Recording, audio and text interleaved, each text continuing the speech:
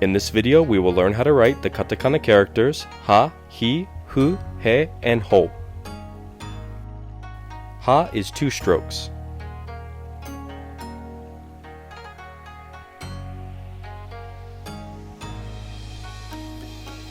Hi is 2 strokes.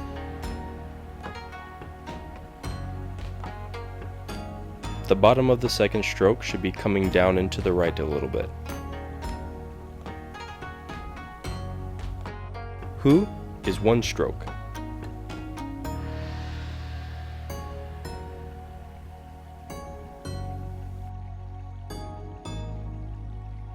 He is 1 stroke.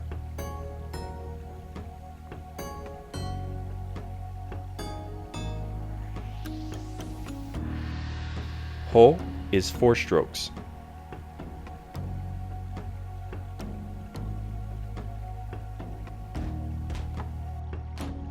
The second stroke should be right down the middle.